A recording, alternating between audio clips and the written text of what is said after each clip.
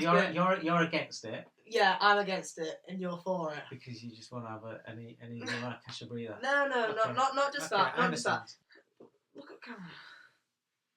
Welcome back to another episode of The Lad. No, Shut up! Slow down. I know. Welcome back to another episode of The Lad. Would you like to introduce it for me? Yeah, sure. Come on. Welcome back to another episode of Lad and Dad Show, and what a result for Arsenal. Back-to-back London derbies, and what a dramatic finish to the Arsenal against Chelsea game as well. Yeah, very tense finish, I felt, at the end. They were under a barrage from Chelsea. We gave it a really good goal. Literally throwing the kitchen sink at it, weren't they? Yeah, I thought they were. And, I thought Arsenal held firm. Apart from that disallowed goal. Yeah. Rightly decided. Yeah, right, because he is a mile offside. A mile. But, yeah. I think for Arsenal, it was really, really important that they came back from the 1-1 to then go and push on and get the second, because then it eases the pressure a little bit from Man City, because they're picking up results, aren't they? City just breathing down the neck, and City all of a sudden now look like they've slipped into that gear where they're not going to drop points. Yeah. And even if they're not playing well, they're getting the results, and it's now a case of Arsenal holding their nerve and showing what they're made of. And you'd think with the amount of times they've been in this position now, they would have learned that they need to just stay calm and sort of ignore what they're doing and just focus on themselves, wouldn't you? I think it's always a case of ignoring what everybody else is doing, ignoring the noise around you, and just focusing on what you're doing. It doesn't matter what sport it is. You can't control what your opposition's doing. In a different game, your rivals, your contenders, you can't control that. All you can do is control how you play and getting the result that matters for you. I think the stumbles against Forest and Wolves, I think that piled all the pressure on. Obviously, that massive gap came right down, and then you look at it and you go, well, okay, with the position in terms of points, if City win all their games, including the Arsenal match, then it's... Because the gap is only 5 points now, isn't it? Yeah, and we're City with the game round. Yeah, with game round. But I get where people are piling on the pressure, really, by saying that it's in City's hands.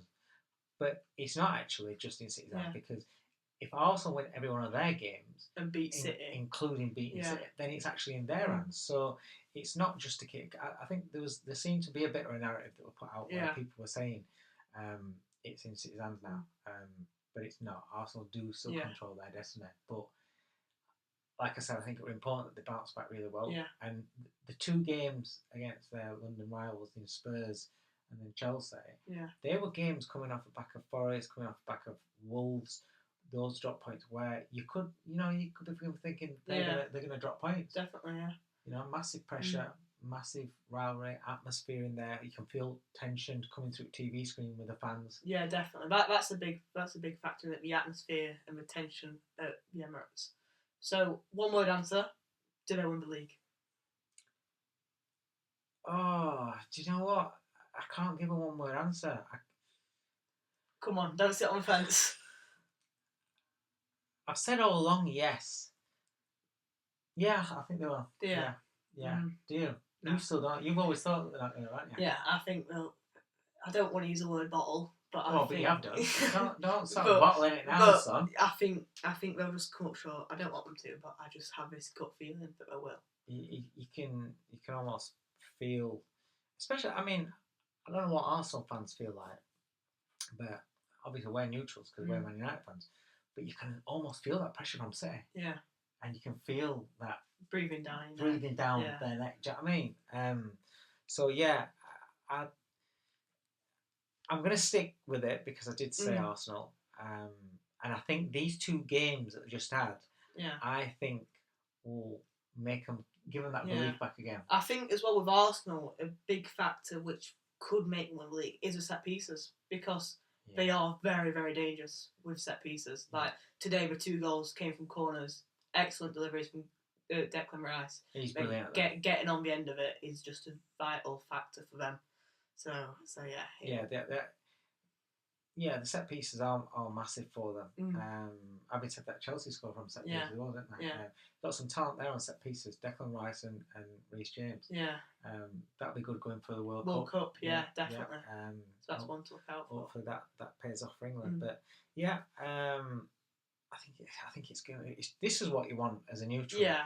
You want the title race to be exciting. You want it to be close all the way through. Yeah. And I can see it being down to that game where it's Arsenal against City, and you know, if somebody gets, can you imagine if they get a draw? Oh, if it's a draw and they're all, you know, the kid, oh man, that'd be mental. Yeah, the pressure on the last couple of games then after that would be. Another race which is heating up is for the Champions League spots. Man United, we're happy. We currently sit in Can you believe we're third? I know, it feels like the start of the season we had, it felt so bad, but we're still here now.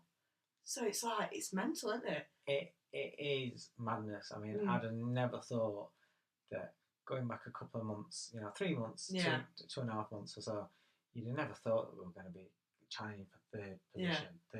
Yeah, 3 points above Liverpool as well, which they sit in fifth. That's always a bonus because, to be fair, Liverpool they're another one that are churning out results now. And even when they're not playing well, they're picking up wins. I just think that United under Carrick have got that fight, that battle.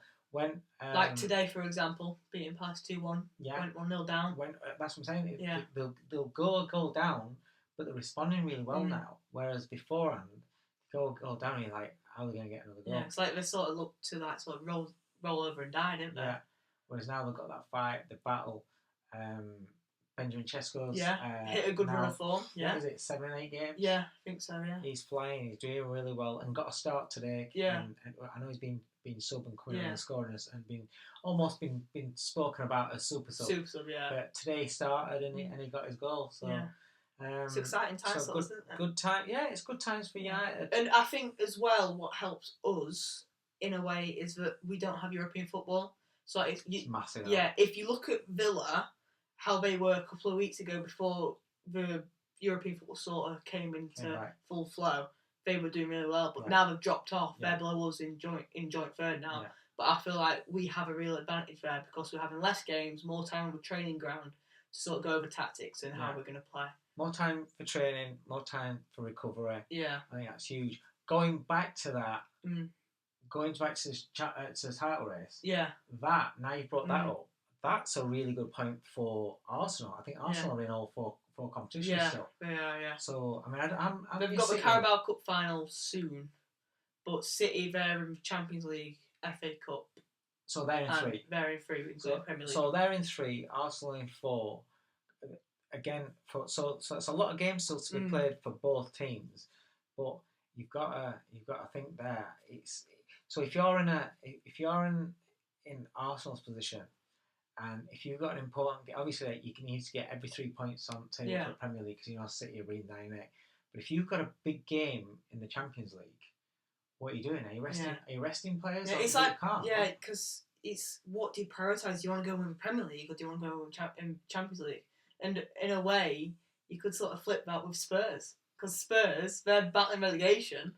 But would you want to prioritise the Champions League, put out your full strength team? No. Or would you want to sort of save it for the... You can't risk getting relegated. I know, it's so bad, isn't it? You can't. And you can't just rely on the teams below you not being good enough to pick up points. I know this weekend... So Spurs have lost again today. Yeah.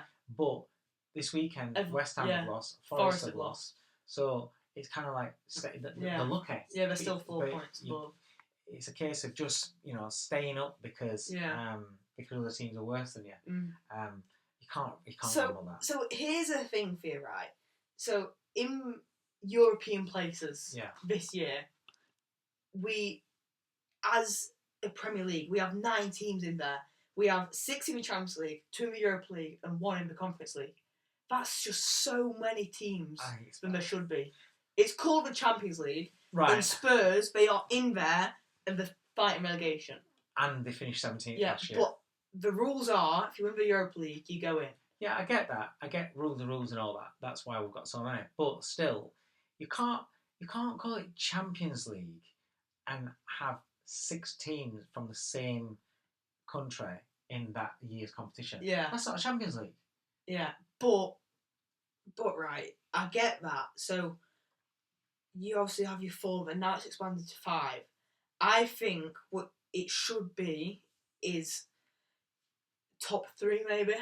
I just think top 2. But listen, I like to be. Don't get me wrong. I love Yeah. the format of Champions League. It's brilliant. Yeah. It's great. But it used to be called the European Cup, right?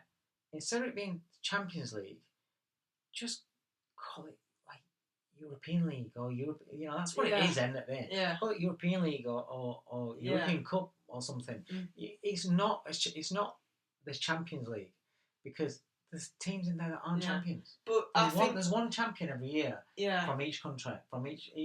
That's it. Mm. So how is that a tournament of champions? It's not, is it? It's guys that are finishing 4th. You're rewarding. So 4th. That's what clubs are striving for, to finish 4th. That's a success. You're rewarding like. So then where do you sit with the Europa League though? So let's just say this then. So if you're in any other sport, where is 4th position or even 5th position? Yeah. Where is that rewarded? It doesn't get rewarded. It doesn't. So, but then you say that. So then, what? 4th downwards, 4th to 6th is Europa League.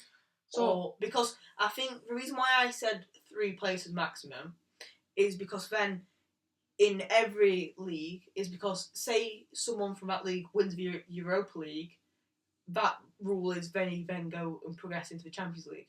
I think that's fair. But why? So because it's if you win the Europa League, it's like then that's what teams want to go for. So then say they aren't doing well in the league, they can go and strive for that. You get better in the league. Yeah. But why? But if you're Europa League, there's a massive difference in quality between the teams that are in Europa League and the teams in Champions League. True or false? True. So you're winning the Europa League, which is a substandard competition. Yeah. Right. Why should that qualify you to go in and be one of the best or playing in a league with the best of the best? Mm. The best Champions League should be the best of the best. I get that. But it's not. You've got teams that have Tottenham finished 17th last year, right? And they won the Europa League, and let's look at it this way: Tottenham finished 17th, Man United finished 15th. Yeah. They were in Europa League final, yeah. Yeah. So that tells you the standard of that league, that competition in Europa League last season. Okay. So the winner of that got put into the Champions League. Yeah. It's trash. Yeah. It's trash. You're rewarding. I just think if that's a standalone competition, if you win Europa League, fantastic, brilliant, great stuff. If United are in Europa League, I want them to win it. Then you win Europa League. We used to have European Cup, European Cup Winners' Cup, and UEFA Cup. Yeah. UEFA Cup, I think, was for teams that finished 2nd to 6th. So like the Europa League as it is now. Yeah. And it was a great competition because you got good team. You got the 2nd, 3rd, 4th, 5th, 6th. Good set of teams from each country going into UEFA Cup, and the UEFA Cup was a good competition to win. I think it was given more respect than what the Europa League gets now. See, I think that what you just said is a good idea, but I think the problem in today's world is the money. Because Champions League's full of massive clubs where it's generating more money for UEFA.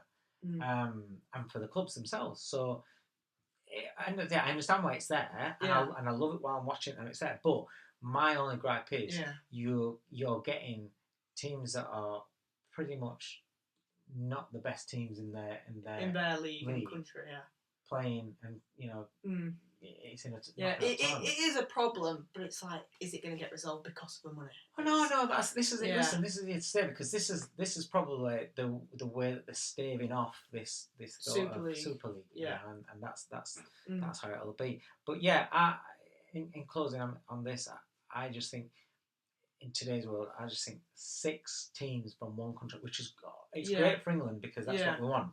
So, but realistically, if you're just looking at it as a tournament, 6 teams from one country to be in a tournament that's called the Champions League, I don't think that's right. Yeah, I agree with that. I do agree with that. And a new rule what's causing a bit of stir is IFAB are bringing in a 5-second limit on throw-ins and goal kicks.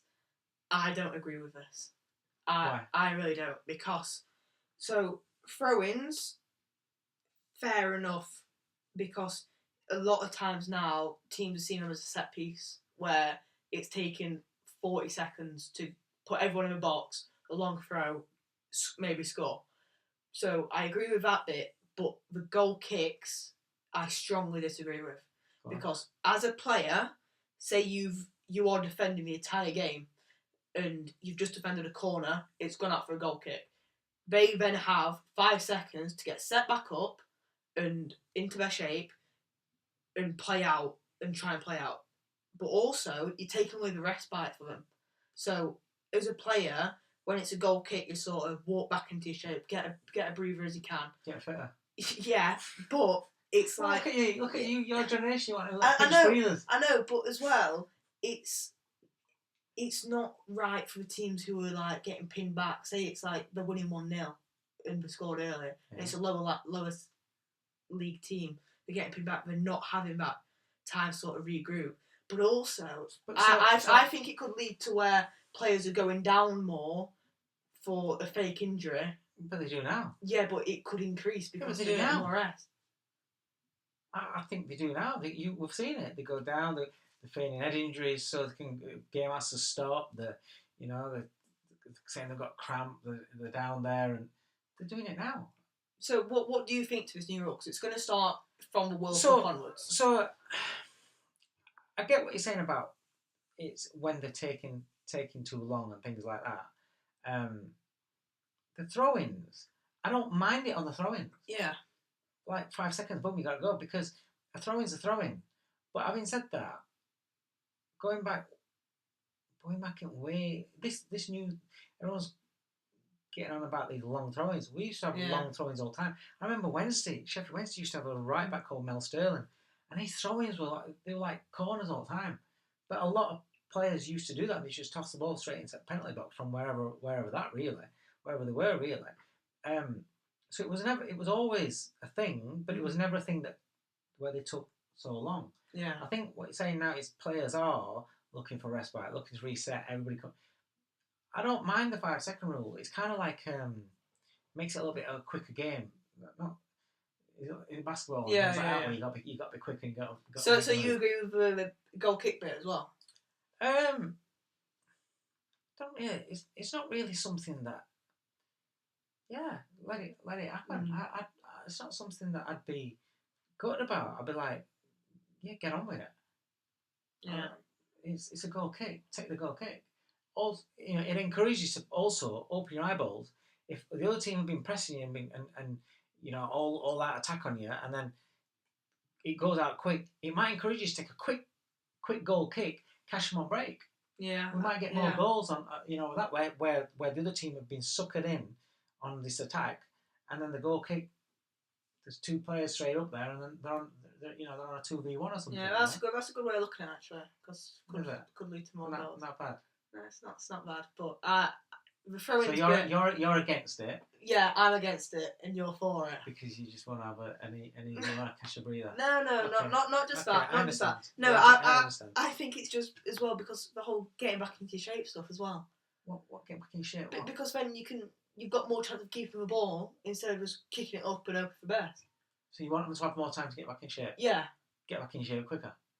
Yeah, but then you got to think about the wingers who are having to sprint like 50 yards to get back. But then they're out of position. Yeah.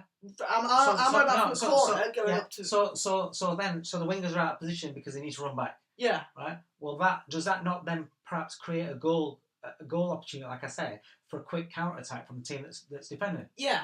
But there you go. We want more goals in the game. Yeah. We want more goals in the game. So otherwise, goal kick, everyone reset, everyone takes time, they'll reset, and then it's all this build, waiting for 10 years. And nothing's happening. This may be... Have you watched down when it gets to the last quarter of a basketball game? Yeah. And it's like back 100 mile an hour, because the clock's going down and it's they're attack.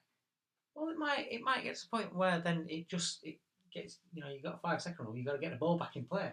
You can't have this breather business, and you're holding on to a 1-0 lead, and you know, I'm quite happy for it. Okay, disagree with that one. Let us know what you think about that one. Whether you agree with me and you're against it, or you agree with this guy and you're for it. I just think get on with it. It's your job. It's your job. Get on with it. Get the ball and play. Shut up, Rocky. So yeah, that's all for today's episode. We hope you guys have enjoyed it. Don't forget to leave a review on Spotify, because that will help us get further up the algorithm and better quality videos, and also subscribe on YouTube for small bite-sized bits. Catch you in the next one. Oh, I don't agree about that. I just think, honestly, like, get on with it. Stop moaning. Get on with it.